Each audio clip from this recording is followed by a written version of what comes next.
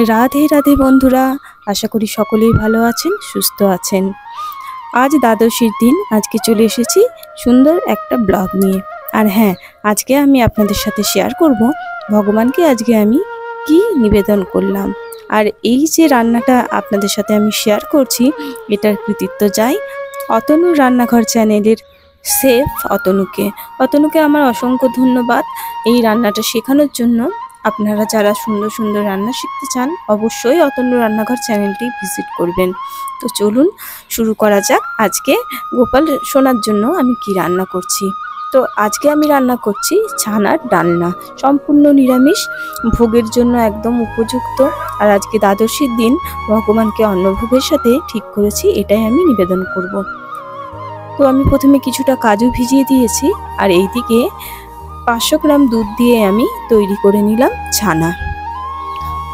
500 গ্রাম দুধের ছানা করার পরে আমার মনে হলো ছানাটা বেশ খানিকটা কম লাগছে, তাই আমি আরও 500 গ্রাম দুধ নিই এবং মোটামুটি 1 কিলো দুধের ছানা তৈরি করে নিই। শেফ অতনু ছানা কাটানোর জন্য ভিনেগার ব্যবহার করেছিলেন, আর আমি এখানে ব্যবহার করলাম পাতিলেবু। আপনারা যে কোনো কিছু ব্যবহার করতে পারেন, তবে দ্বিতীয়বার যে 500 গ্রাম দুধের ছানাটা আমি তৈরি করেছি সেটার জন্য আমি আগের ছানার জলটা দিয়েই ছানা কাটিয়েছি। আর এই দেখুন, ছানার জল ঝরিয়ে নেওয়ার পরে ছানাটা ঠিক কতখানি হয়েছে। 1 কিলো দুধের ছানা। এবার এর সঙ্গে কিছুটা মশলা মিশিয়ে নিয়েছি।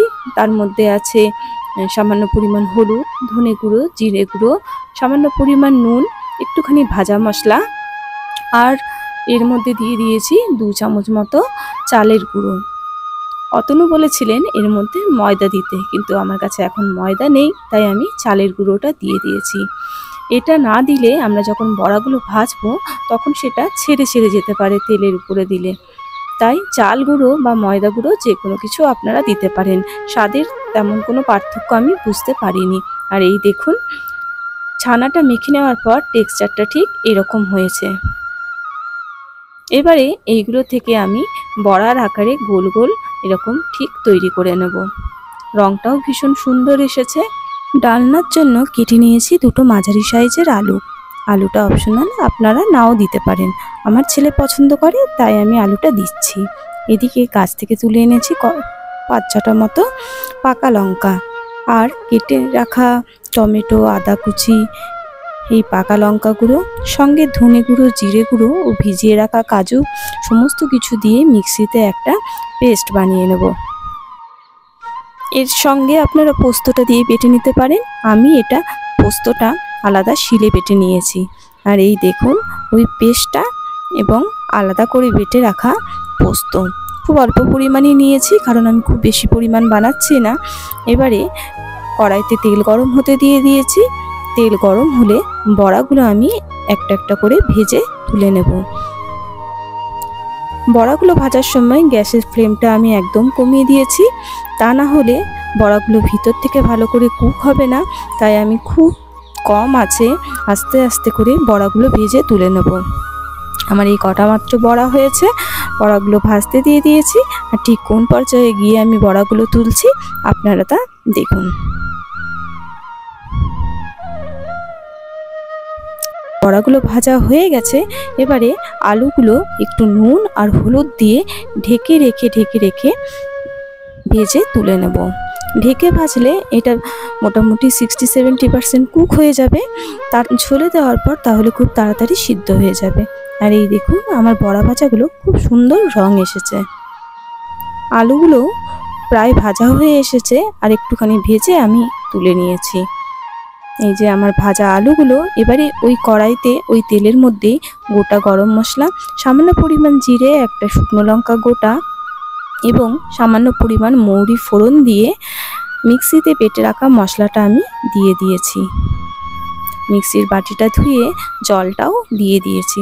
এবারে এগুলো সবগুলোকে খুব হালকা আছে রান্না করতে থাকবো। যতক্ষণ না পর্যন্ত তেল ছেড়ে আসছে ততক্ষণ পর্যন্ত আমরা এটাকে এইভাবেই আস্তে আস্তে নাড়াচাড়া করতে থাকবো।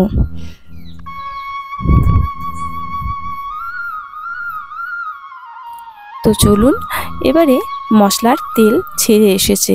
এই পর্যায়ে আমরা বেটে রাখা পোস্তটা দিয়ে দেব এবং পোস্তটা দিয়ে সামান্য একটু নাড়াচাড়া করেই দিয়ে দেব জল। দিয়ে দিয়েছি পরিমাণ মতো নুন, সাথে ভেজে রাখা আলুগুলোও দিয়ে দিয়েছি এবং আলুগুলো সিদ্ধ হয়ে এসেছে। এখন আমি বড়াগুলো দিয়ে দেব। বড়াগুলো দিয়ে খানিকক্ষণ ঢেকে রাখবো। আর হ্যাঁ, এটা একটু ঝোল ঝোল নামাবো। খুন্তির সাহায্য নিয়ে বড়াগুলোকে ভালোভাবে ঝোলের মধ্যে ডুবিয়ে দিচ্ছি। যেহেতু অল্প পরিমাণ জল দিয়েছি তাই এটা করতে হলো। এবারে ঢেকে রাখবো।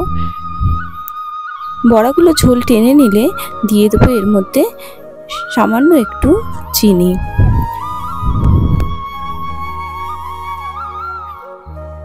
রান্নাটা প্রায় হয়েই এসেছে। এবারে আমি এর মধ্যে দিয়ে দেব 1 চামচ ঘি এবং একটু গরম মশলা। খানিকক্ষণ ঢেকে রাখলেই তৈরি আমার ছানার ডালনা। বন্ধুরা অবশ্যই জানাবেন কেমন লাগলো আজকে আমার এই ভগবানের ভোগটা। আজকে প্রথমবার আমি ছানার ডালনা করলাম এবং খেতে অসাধারণ হয়েছিল। এর পুরো কৃতিত্বটাই অবশ্যই অতনু রান্নাঘর চ্যানেলের অতনুর জন্য। ধন্যবাদ অতনু আপনাকে এরকম সুন্দর একটা রেসিপি আমাদের সাথে শেয়ার করার জন্য। তো চলুন, আমার রান্না তো কমপ্লিট হয়ে গেছে। এবার রেডি করে নেওয়া যাক আমার গোপাল সোনার জন্য ভোগের থালা। তো আজকে গোপাল সোনাকে তেমন কিছু দিচ্ছি না, আজকে এই ছোলার ডালনা এবং ভাত। ভিজিয়ে রাখা কিশমিশগুলো আমি দিতে ভুলে গিয়েছিলাম, তাই এখন দিয়ে দিলাম। যেহেতু ভিজিয়ে রাখা তাই খুব একটা অসুবিধা নাই, গরম ঝোলের মধ্যে দিয়ে দিলে। দেখুন ডালনাটা কত সুন্দর দেখতে হয়েছে, যেমন দেখতে অসাধারণ সেরকম খেতেও অসাধারণ। গোপাল সোনার থালাটা আমি রেডি করে নিয়েছি। গোপাল সোনাকে ভাত এবং ডালনা পরিবেশন করব। আশা করি আজকে গোপাল সোনারও ভীষণ ভালো লাগবে। তারপরে কি জানেন তো, ভগবানকে ভোগ নিবেদন করার পরে সেই ভোগটা যেহেতু আমি আবার এইখানেই মিশিয়ে দিই, মানে এই তরকারিতে বা ভাতটা ভাতের মধ্যে, তাই একটা ভোগের যে স্বাদ সেটা আরও অপূর্ব লাগে। ছানার ডালনা আমি যেমন প্রথমবার রান্না করলাম, সেরকম দীপুও প্রথমবার খেলো। দীপু ভীষণ প্রশংসা করেছে রান্নাটার এবং ও ভীষণ পছন্দ করেছে। গোপুরও নিশ্চয়ই ভালো লাগবে, কারণ দুধ ছানার জিনিস ও ভীষণই পছন্দ করে। তো আমার গোপাল সোনাকে ভোগ নিবেদন করা হয়ে গেছে। বন্ধুদের কেমন লাগলো ভিডিওটা অবশ্যই কমেন্ট করে জানাবেন। সবাই ভালো থাকবেন, সুস্থ থাকবেন, সাবধানে থাকবেন। খুব তাড়াতাড়ি দেখা হচ্ছে নতুন কোনো ভিডিও নিয়ে। রাধে রাধে।